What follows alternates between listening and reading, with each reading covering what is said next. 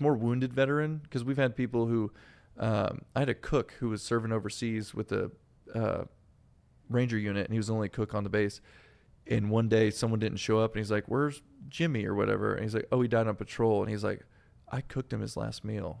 Was it good enough?" So even though he didn't go to combat, he struggled severely, and then 5 more people died. So he cooked people their last meal.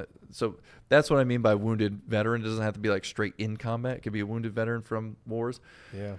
So 5 of y'all would be paired with mentors like me. So it used to be me. First 80 veterans, it was me. I'd call them. I'd book their flights. I'd fly them out here. While they were here, I'd find more songwriters to put in rooms with them. The next one would fly in. I would be keeping up with all these veterans behind, all these veterans in front of us, and the veterans that are going through the program. It was insane. That's a lot to I manage. sometimes it was hard. Yeah. That's And a lot. I'm taking in every one of their stories. When I tell them what I did, they say, "I shot a kid in Iraq, and I can't look at my kids the same, and I can't tell my wife that." Like, I'm hearing these stories constantly, and I'm reliving my story every time I do it.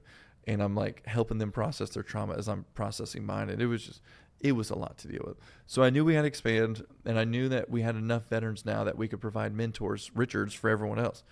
So now if like a Vietnam veteran applies for a program, I have another Vietnam veteran that we fly in. We pay twice as much for one veteran because we want them to be comfortable. So if a Vietnam veteran applies from Montana, I'll fly in a Vietnam veteran from Hawaii if I have to be their mentor. They're the ones that call them before they ever get out here, say, "Hey, I was in Da Nang. I did this thing. What'd you go through?" They tell them. They said, "Well, when you get to Nashville, I'll be there with you." So when I say we bring in 10 veterans, it's 5 being serviced through the program and 5 who've been through the program, and they're helping mentor these other veterans. Oh, so they're coming in with them. They're all writing separate songs Yeah. as individuals. So Sunday night, they all get in. They finally meet their mentor in person if they have a bunch of calls with them. They're talking about their song idea. We do a writer's round that night, tell them like how do you tell stories through music. They tell the story behind the song, sing the song. The next morning now, we go backstage at the Grand Ole Opry where nobody else gets to write, and we write their song in the Opry.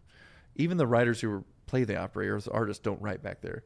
So we write backstage at the Grand, and that's another excitement level. Like getting Vietnam veterans out here is easier now because we have the Opry. We've had veterans who hadn't helped in 40 years who come through our program. When did you start getting to write at the Grand Ole Opry? Like, how did you develop that relationship? This is another one. In Chicago, one of the bartenders was dating this guy who was at Warner Music. And when I moved down here, she's like, "You need to meet my husband. He's at Warner." He then got to the Opry, and he's like, "Hey," he was on my board, and he connected me with the Opry Dan is what they call him. And I went and pitched him. I said, "Hey, I want veterans to be able to access backstage, to be able to write their story, because they're going to be so excited they get to do that they're going to come to my program." And he's like, "Okay, sure, whatever you want." I was like, that was too easy.